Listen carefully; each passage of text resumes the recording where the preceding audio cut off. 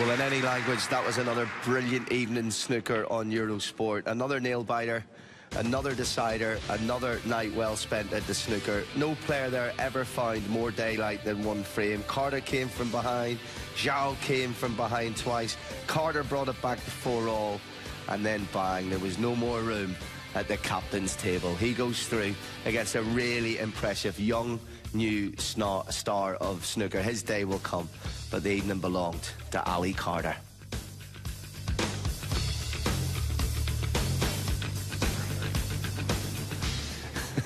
Let's have a look at what's happening on the other tables. Wow, just have to catch your breath. Well, Martin Gould shot out at least a 3-0 lead in that game when I was looking. Ricky Walden showing real guts. That's at 4-3 and back in the balance, as is Ryan Day against Robin Hull. If you've paid your money to be at the Temperdome tonight, you're getting your value and then some. And Tom Ford, a 1-4-7 in the last 32 to knock out Peter Ebden, has now taken out the Northern Ireland Open champion Mark King and conqueror of Ronnie 5-2 to book his place in quarter-finals night tomorrow night live on Eurosport. Right, guys, where do we start with that, Ronnie? You go first. So, a great evening. What a summary of the whole match. What do you think? I think maybe 2 months ago, Zhao would have probably lost that game 5-1. Tonight, he's come out losing that 5-4, so I think he's got to take a lot of good stuff out of that he was able to battle, because he's not a battler, he's more of a flair type of player, but he's going to have to learn to win matches like that, and if he can get over matches like that, then he can become a tournament winner. But I think Ali showed his experience, and you know, there was a bit of pressure, I think, on Ali playing a young guy that we all hyping up a bit, so you have to give Ali massive credit, because he played a strong match too, so I think it was a very good match to watch as well. A huge amount of credit, because as Ronnie was saying in the mid-session interval, he'd be kicking himself, Ali, that it went in a 2-all. He would have expected to be 3-1 up. He'd have blamed himself for that. He then finds himself 4-3 down. So at any level, you've got to dig deep against any player in the professional circuit, and he did that. He knows the game, you know. He turned pro in '96, and that's before Zhao was even born. So he's got plenty of experience. He's been in 2 world finals.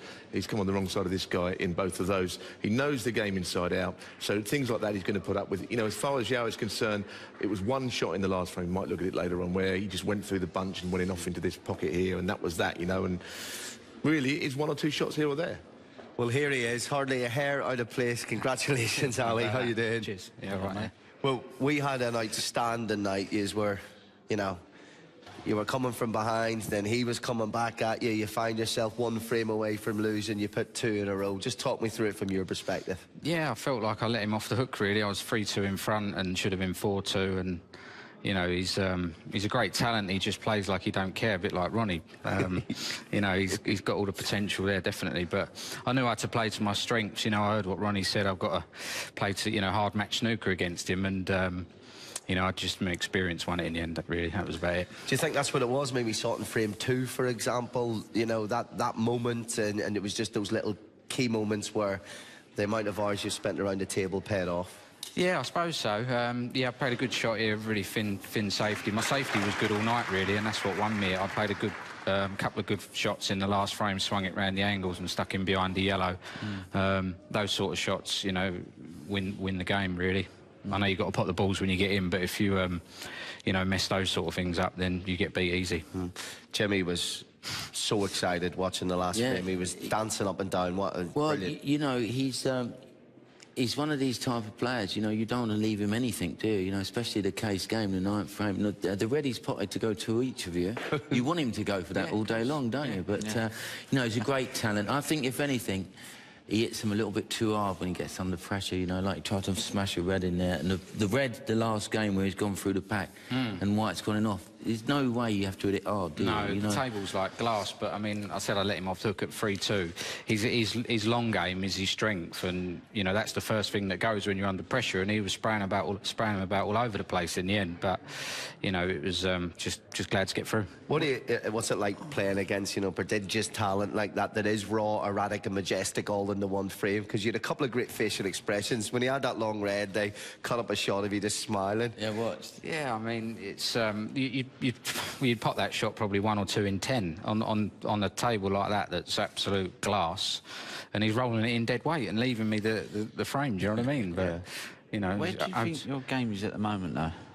Because you're a tournament winner. And we're Yeah. sitting here looking at the draw and we're thinking, if you play your game, we would all fancy you to get through there. So where do you think your game is at the moment? Do you feel like you're playing well enough to get to the final? Yeah, I do. Yeah. I think I do. I just putting myself under a bit of pressure maybe, and got to try and loosen up and getting in the way of myself a little bit when I'm getting in winning positions. But you know, like I said, I've dug it out before and I've won tournaments. I'm a bit of a grafter now, so you know, I feel like I can do it all. I can dig it out and graft, or I can sort of like score heavy. Yeah, but winning a match like that is a really dangerous opponent, you know, because you don't really know what he's going to do, you know. So, like, to dig deep from 4-3 down now, you must think you can win the tournament. Yeah, I mean, I said to my missus on the phone earlier, I said the draw's opened up. Obviously, Ronnie got beat. I'd have met him in the quarterfinals. Robertson's got turned over today. You know, Judd and John Higgins are not here, so you know, it's like I said, it's open, but you've got to put the balls to win, and you know, that's not always easy. But even though you've mentioned, sorry, no, that can actually add more pressure sometimes when the draw opens up, doesn't it? Hang on, all these guys are going, this is mine now, and you think, oh, you're going to be the next one. You can go the other way, yeah, exactly. But I mean, you know, I know I've won tournaments and that, but I'm not one of the big favourites in an event. But you know, sometimes that's been a nice place to be. But even though you've mentioned all them names like Higgins, Trump, and not in it, you still must fancy winning tournaments if they're still in the draw, surely. Yeah, of course I do. Yeah, exactly. Yeah. So maybe it's not a good idea if you look at the draws. Just go and play the balls, and you know, get your name on that trophy. Cause, that'd be nice. You're class act. So cheers. You've done that already. Yeah, exactly. You've done that already this season. You know, it's like the winter ranking tournament this season, and there's been a lot of, you know, going deep into tournaments in the third rounds and stuff. So is it a season that on the whole, like the guys have been saying before the game, you know, he's had a good year, but at the same time, you know, the potential's there to have a brilliant year? Yeah, definitely. I won a tournament early on, and the boys will tell you that when you get one out of the way early on, you think, yeah, I want to kick on now and win 2 or 3. But they're not easy to win, are they? And you know, like I'm in the quarterfinals now, just one ball at a time, and just see what happens. What's your perspective like, that one thing there? Because obviously you've had 2 really big illnesses that have set you back, and you're still here fighting. You're still successful. You know, a lot of players would love to have your CV.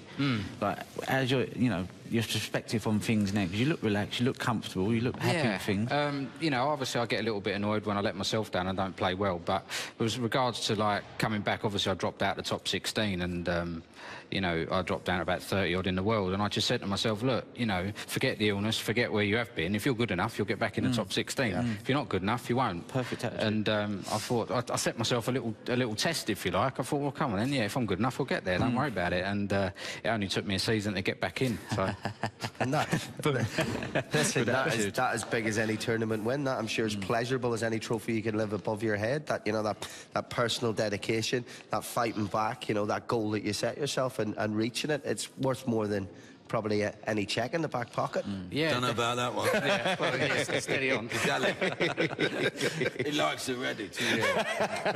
Let's have a look at some tweets coming in. So we try in Eurosport Alley to make sure everyone watching can get involved. That screen's way too far away for me to read. Xintong will be a world champion in the next 3 years if he cuts out the rash shots. Exciting player to watch. Great for snooker. Well, I mean, I think, Michael, that's a sign of how excited people are to watch it. Is he kind of maybe a little bit like when Judd Trump first came on the scene? Is there, I mean, Neil, you were saying a few similarities maybe? Well, Judd Trump's not won the world title yet, and everyone said he would, so you can never say that he is going to win it. He could win it, but 3 years might be a bit soon. I don't believe talent's enough to win a world championships. I think you need a lot more than that. If that's all he's got is talent, then he won't be world champion. He's got to work hard at his game. He's got to be able to do it under the cosh, and you know, he's got to become a more balanced player. I think, you know, you can't pot your way through every match. Impossible. But as you said, you know, he's improved in like 3 months. You know, when you know, if he'd have played Ali how he was playing 3 months ago, they lost 5-0, 5-1 You know,